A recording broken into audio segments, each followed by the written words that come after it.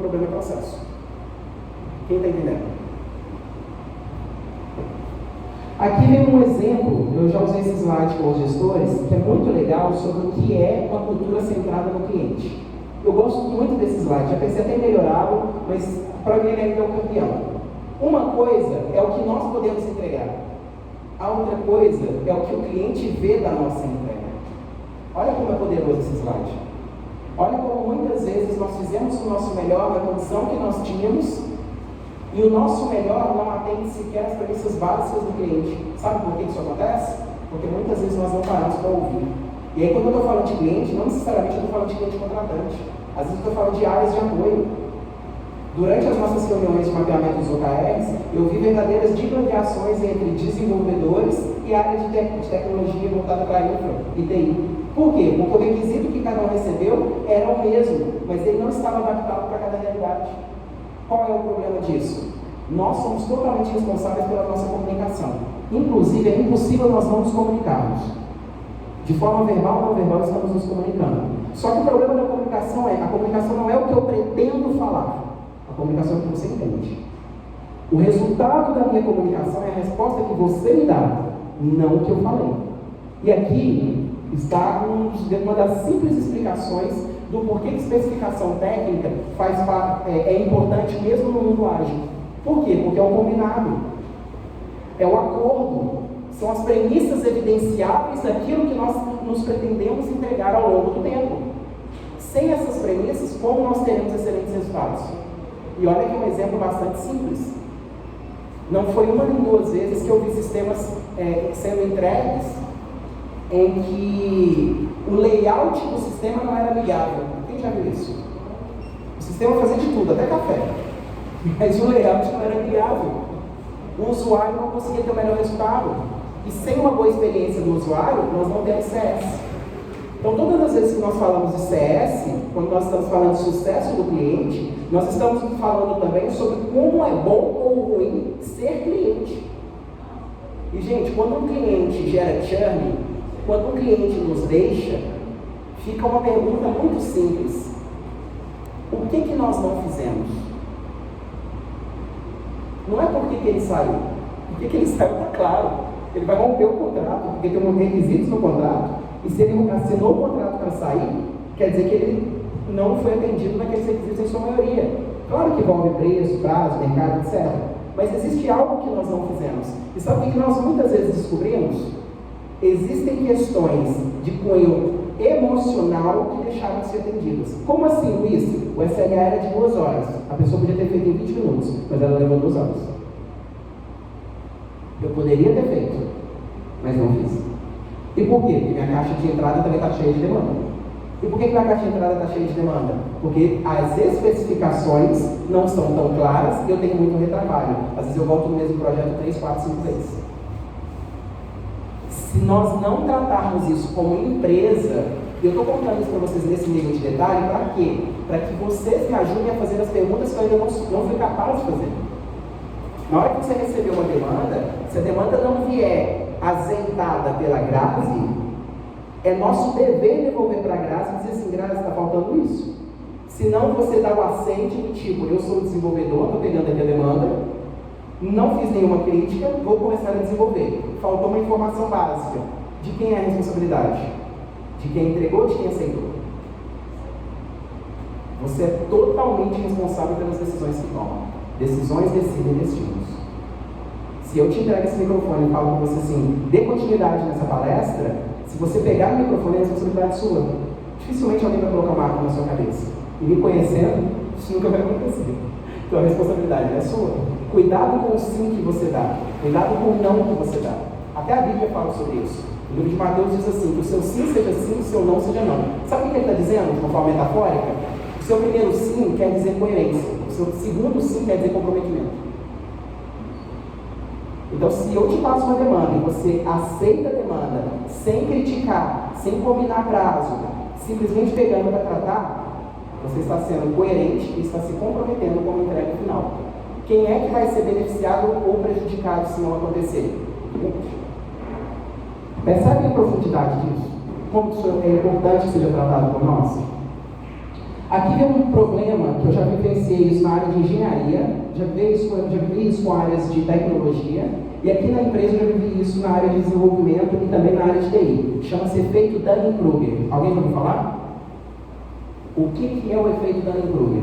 Mais ou menos meados dos anos 90, entre 95 e 96, um jovem, utilizando-se de um conhecimento simples, comum, como por exemplo pegar gotas de limão, colocar numa folha em branco e esperar secar. Quando você coloca no sol, você consegue ler aquelas gotas de limão. Mas se você não estiver com aquilo no sol, você não percebe que tem algo escrito ali. É quase uma brincadeira de criança. Só que esse jovem, nos anos 90, ele entendeu que o limão tinha poder de colocar uma pessoa capaz dela não ser percebida, ou seja, aquela pessoa se tornava transparente, invisível. Era o poder invisível de uma pessoa. Vocês acreditam que isso aconteceu, gente? É um fato, depois joga no YouTube. O que esse cara fez? Ele pegou gotas de limão, passou no seu rosto e foi até um banco. Armado, ao chegar no banco, ele assaltou o banco e saiu sem uma máscara no rosto, mesmo que o sistema de CFTV visse seu rosto. Ele sai com pacotes de dinheiro, armado, andando pela porta da frente, entra numa outra agência, rouba um outro banco e sai pela porta da frente como se nada tivesse acontecido. Óbvio que, como tinha sistemas de TV, como tudo estava preparado para captar os seus dados, suas informações e suas imagens, ele foi capturado muito facilmente.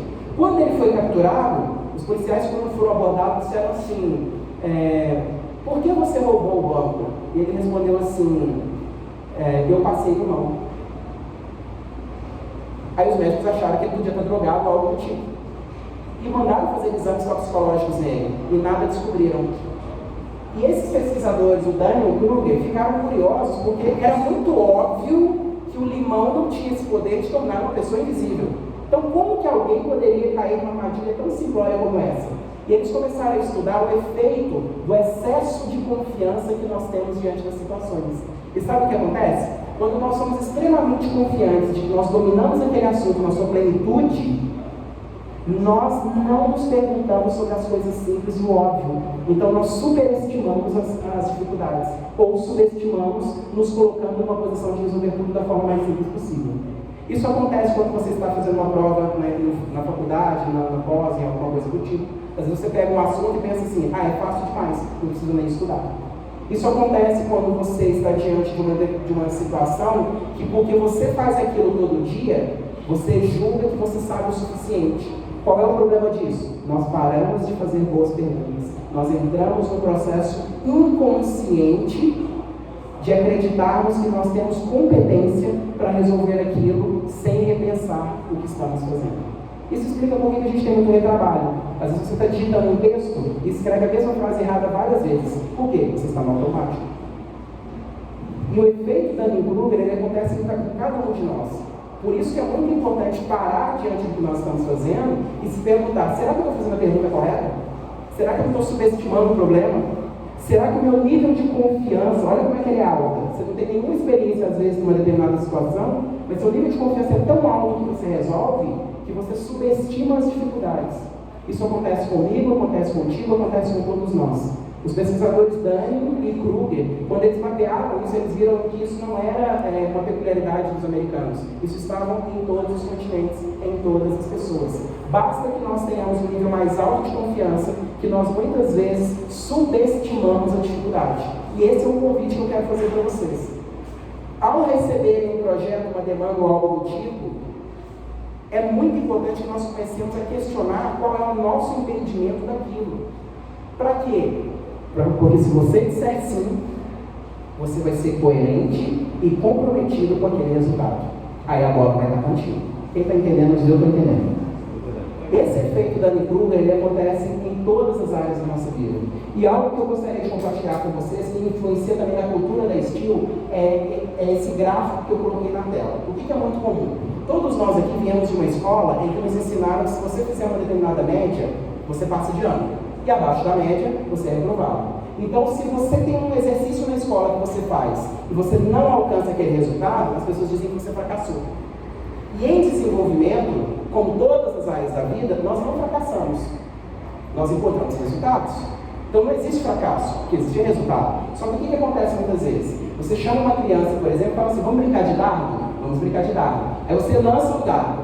Quando ela lança um dardo, se ela joga o primeiro dardo e ela não acerta o alvo, o que a gente diz para ela? Você errou, você fracassou. E nesse momento que nós estamos analisando os OKRs da Steel, o que vai acontecer? Vai chegar a primeira semana de acompanhamento do OKR e pode ser que a gente não encontre o resultado. E aí a gente fica preocupado. Será que a gente mapeou o OKR certo? Será que a gente colocou a pessoa certa? Será que a gente fez a especificação certa? Será que nós erramos? Queridos, da forma como você faz uma coisa, você faz todas. Ou seja, nós temos uma forma de pensar, uma forma programada de repetir comportamentos. Nós temos hábitos. Nós repetimos comportamentos de forma habitual. A primeira vez que a gente se coloca diante de uma situação, a probabilidade de acertarmos o alvo de primeira é muito baixa. Mas qual é a mentalidade que eu gostaria de compartilhar com vocês? Ao contrário de focar no que errou, ao contrário de focar naquilo que nós não acertamos, que tal se nós focarmos em qual é o aprendizado que eu tenho que me levou até ali? Ou seja, não é uma busca por erro, não é uma busca por fracasso, não é uma caça às bruxas. Trata-se apenas de os caminhos que eu estou percorrendo, eles me levam para onde? Quem está entendendo? Diz, eu estou entendendo. Se eu não mudar a forma de caminhar, eu tenho os mesmos resultados. Então, isso aqui é um pressuposto que eu quero compartilhar com vocês, que é, não existe fracasso, o que existe é resultado. O que nós estamos fazendo na Steel? Nós estamos revisitando a forma de gerar resultado. Nós temos pessoas, nós temos processos, nós temos métodos, nós temos técnicas, mas alguns resultados nós ainda não temos. Como que a gente faz para alcançar esses resultados? Se nós validamos todas as premissas que eu falei anteriormente, eu preciso então verificar o que eu ainda não estou fazendo, que se eu fizesse, me traria o resultado que eu gostaria. Aqui, já entrando um pouco mais tecnicamente no assunto, em engenharia, nós dizemos que todo problema é Y e toda causa de problema é X. Então, o que é um problema? Um conjunto de X, que me leva a entender o que é que está acontecendo. Dentro da Steel, o que a gente tem? A gente tem vários processos para serem tratados. Esses processos, eles alimentam uma cadeia, que começa lá no PMO, que no caso é a Grazi, que vai definir o tempo, que vai alocar pessoas, que vai definir recursos e que vai determinar o cronograma. Determinou o cronograma, o processo principal está orientado. Qual que é a ideia? A ideia é que saiam indicadores dizendo quando, como, de que forma, por quê aquela demanda vai ser entregue. E ela vai ser entregue para um cliente, atendendo a uma capacidade de negócio e atendendo a um padrão de qualidade. Essa é a visão macro de tudo que nós vamos fazer. Para que a gente consiga fazer isso, a gente tem alguns deveres de casa. Entender quais são todas as entradas. Tudo que vocês fazem hoje, vem de onde? Vem de quem? Se eu perguntar assim para o Paulo, de tudo que você tem no dia a dia para você trabalhar, de onde vem suas demandas? Eu tenho certeza que se eu der uma folha em branco para ele, vai faltar espaço. Faz sentido? Porque uma ligação é uma demanda, um WhatsApp é uma demanda, uma ferramenta é uma demanda, o chefe dele é uma demanda, o tempo dele não é só dele, também é particionado com o chefe dele, também é particionado com demandas da empresa. A gente precisa ter clareza disso, porque se eu tiver o processo desenhado e não respeitar essas entradas, sabe o que vai acontecer? A gente vai prometer algo que não vai cumprir. E aqui vem uma outra situação muito interessante. Aqui na visão amarelinha, ou nessa visão mais central aqui, mais clarinha, é o que nós entregamos no projeto. Essas partes laterais que eu chamei de defeito, é o que nós muitas vezes não entregamos e que o cliente percebe. Então imagine o seguinte, o cliente está contratando conosco uma determinada demanda. Essa determinada demanda ela precisa estar dentro da nossa capacidade de processo. Seja de prazo, seja de técnica, seja de desenvolvimento, seja de ferramenta. Nós temos habilidades que nos levam a entregar uma determinada demanda.